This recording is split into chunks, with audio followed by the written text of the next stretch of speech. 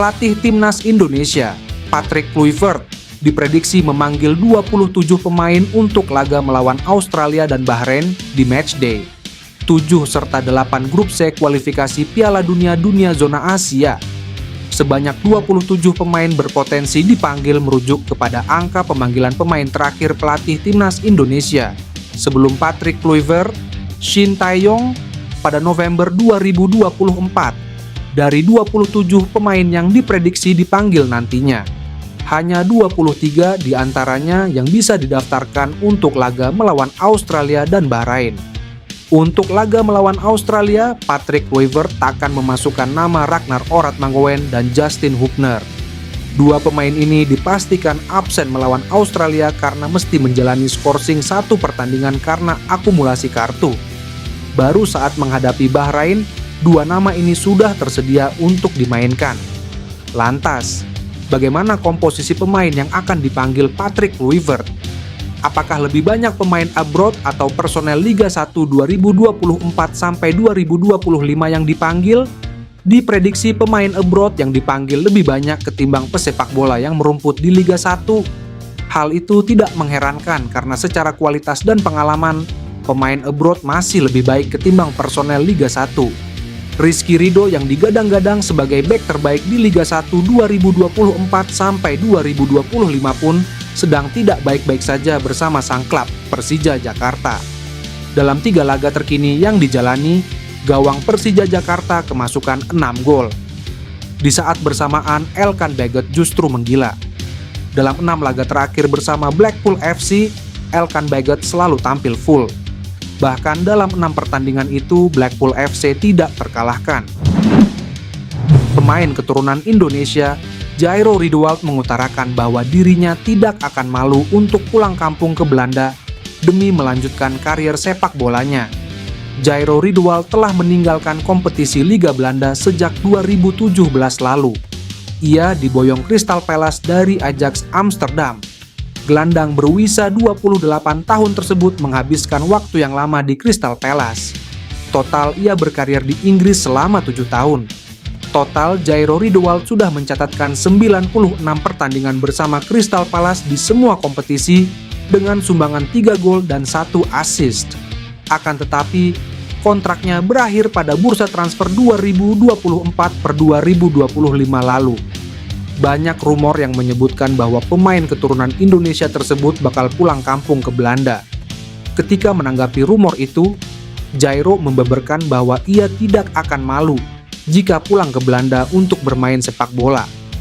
Ia tak menganggap hal tersebut sebagai penurunan karier. Kendati begitu, Jairo pada akhirnya pindah ke Belgia dengan direkrut Royal Antwerp. Namun, ia tak menampik sempat berpikir pulang ke Belanda. Kini setelah pindah ke Royal Antwerp, Jairo Riedewald semakin santer dirumorkan bakal diproses naturalisasi PSSI untuk bisa membela timnas Indonesia.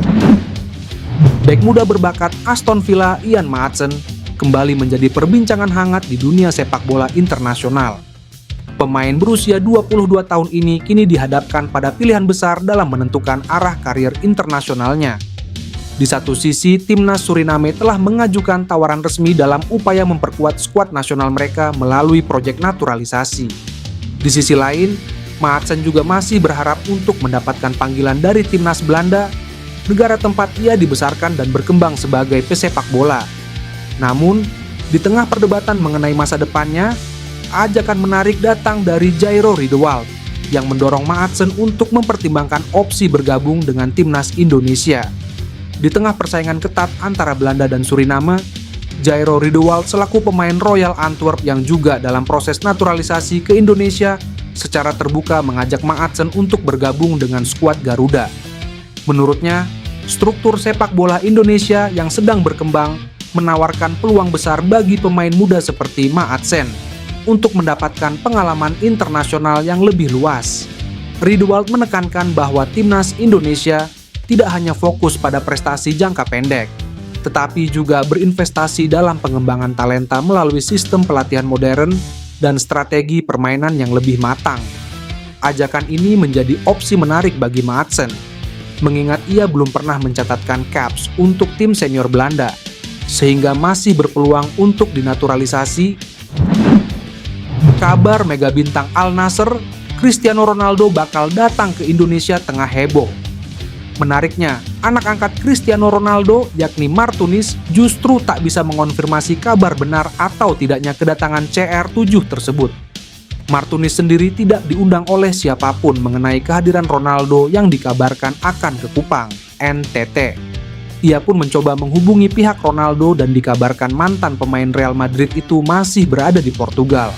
Terkait dengan kunjungan itu, saya nggak berani bilang itu hoax ataupun nggak pasti ataupun real adanya. Saya nggak jawab dulu, kata Martinez.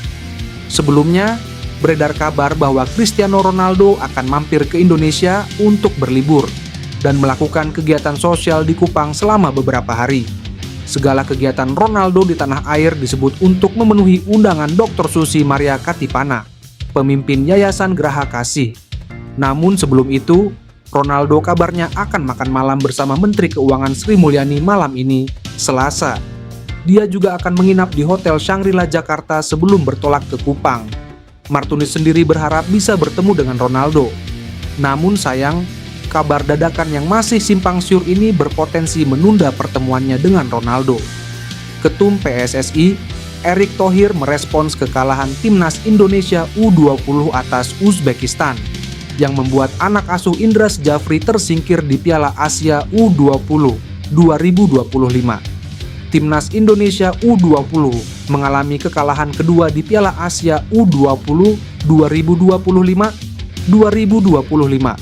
Jens Raven DKK kalah 1-3 atas Uzbekistan.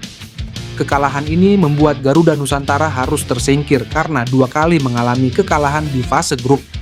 Usai hasil minor tersebut, Erick Thohir meresponsnya bahwa Timnas Indonesia U20 mendapatkan pelajaran berharga. Menariknya, Ketum PSSI tidak menyinggung terkait evaluasi walau Timnas Indonesia U20 mengalami hasil yang tidak memuaskan. Justru Erick Thohir menegaskan bahwa program Timnas Indonesia U20 akan terus dijaga demi regenerasi ke tim senior. Sebuah pelajaran berharga untuk Timnas U20 dari juara bertahan. Piala Asia U20 Uzbekistan, program Timnas U20 ini akan terus dijaga dan dilanjutkan untuk menjaga regenerasi Timnas senior.